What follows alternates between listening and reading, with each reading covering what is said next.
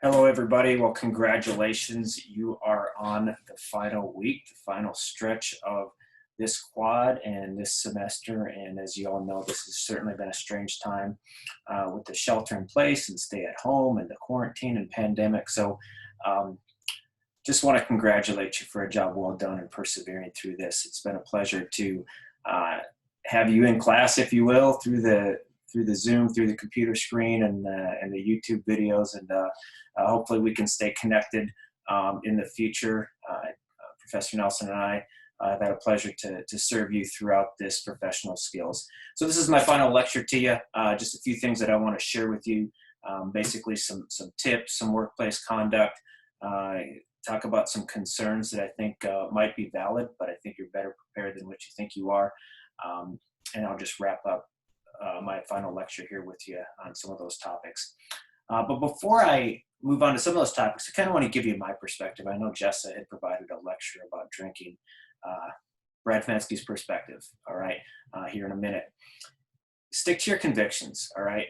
Everybody was raised differently. Everybody has different thoughts and viewpoints, some in terms of abstinence from alcohol. Look, you're going to be in a business setting and with colleagues, and everybody has a different viewpoint. Even Christians have a different viewpoint on drinking. Look, stick to your guns on what you believe, what is moral and ethical for you, okay? People are going to respect you as long as you respect them. You know, you're going to have settings, you're going to have dinners, you're going to have events that you go to where alcohol is going to be present, and you just need to understand and be mature in that. My view is you have one drink.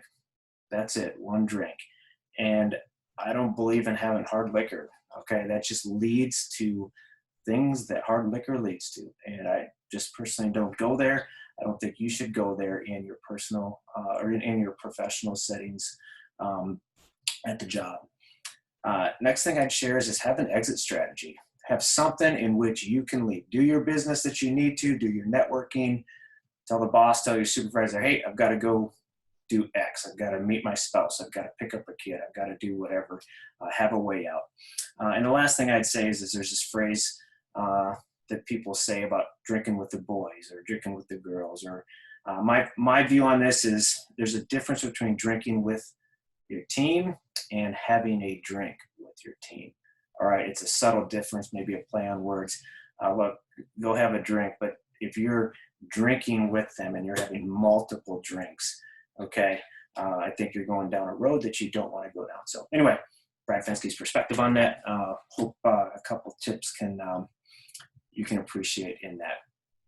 Just a couple thoughts too. When I look at the workplace environment and how you conduct yourselves in that, if you remember in one of my opening lectures earlier in the quad, there's 3 things that I shared with my sons and my kids.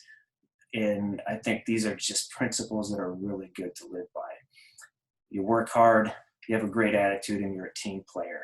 Look, bosses, coworkers expect you to be dedicated, reliable, do the extra, be competent at the job that you're assigned to do, be teachable, learn, develop yourself so that you are value added to your organization. Have a great attitude. Look, nobody wants an Eeyore, okay? I think sometimes we think Eeyore is funny, right? But he's pessimistic, he's gloomy, he's depressing. Quite frankly, nobody really wants to be around Eeyore. And that is true in your workplace as well. I think we, especially as believers, as Christians, we are to have joy regardless of our circumstances. And I think that's at the workplace too. Look, I have a phrase that says the glass is always half full. Okay, and I think that's a principle that we live by as believers and that you should adopt and live at the workplace. Be a team player. Look, you need to support and help your coworkers in jobs and projects. Be a part of the solution. Supervisors know, and you'll get the credit and be recognized in due time. But I think it's so important to be a team player so that the organization succeeds. It's just so important to get along with your coworkers. You know, sometimes you're going to have annoying, difficult people to work with. Those who don't share your values, share your faith, share your interests. People that aren't believers, people that maybe live a different lifestyle than you do. Maybe they're homosexual, maybe they're transgender. And generally, the people that I've worked with are competent people. I'm going to share a video with you in an email about Ellen DeGeneres, and I think she just had a fantastic show that she did back in October, an experience, and I'll send that to you, which is really good. Quick story I had a person that I worked with when I was in Fort Hood, Texas, back in 2010, 2011. Just a great guy. He worked security clearances with me, and just a quiet guy, just fantastic at his job. He was competent and didn't have any issues with him. Fast forward, probably 3 or 4 years later, my family and I were stationed. We were moved to Fort Gordon, Georgia. We were standing up an organization. We were bringing in personnel. We had missions that we had to do within the intelligence community, and part of that was using both people in the military as well as civilian contractors that came in. And one of the people that came in on board on one of these teams, I didn't recognize the person. She actually came up to me and said, "Hey, Brad, I'm so-and-so. We used to work together in Fort Hood. I'm not sure if you recognize me." Well, that was the same person who at Fort Hood was a man. Now she had transitioned to a woman, and I looked closer and I did recognize her. So as a Christian, in my perspective, I didn't believe with that choice. I don't believe that lifestyle, biblically speaking, but I had a choice to make. Okay. I, as a leader and a supervisor within the organization, I had to treat this person with dignity and respect.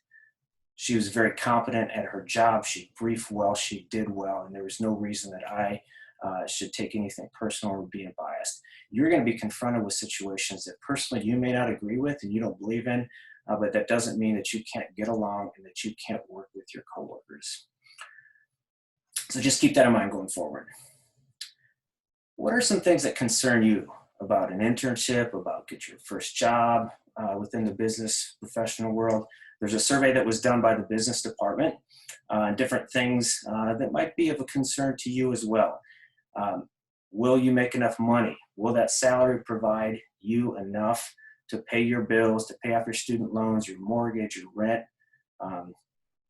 Is it a fit? Will the culture of the company meet both your faith and your family and that work-life balance? Do you have opportunities to progress and get promoted and reach new heights and new levels within that field? And I think probably the biggest thing is will you be prepared? And I will tell you that you are probably more prepared than what you think you are. You've gone through a lot of training. I think this class is just such a great preparation. Keep that book handy by Pollock and review some of those things and tips that she provides in there as well. And I think as we've discussed in previous lectures, you want a job that meets your passion, things that you're interested in and that you will enjoy doing. And I think things will work out just great.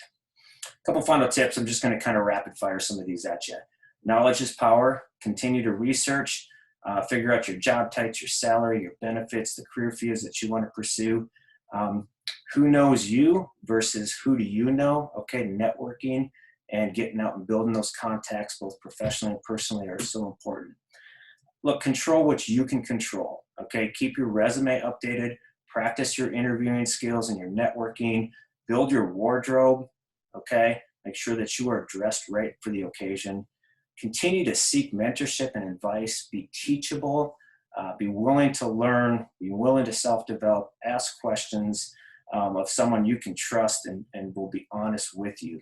Use the resources that are available to you through career development, through advisors, coaches, instructors, neighbors, and parents. Be proactive. Take the initiative. Look, it's your life. It's your future. God has a plan for you, but I think there's things that we have to do in order to prepare ourselves and position ourselves for success. Nothing is really ever handed to you, okay? Be confident. As I said, I think you're better prepared than you think you are, and you're more skilled than you think as well. And the last thing I'll leave you with is trust God. He is faithful. He's still on the throne. He's in control. And one of my favorite verses in the Bible is 1 Thessalonians 5:24. The one who calls you is faithful, and he will do it.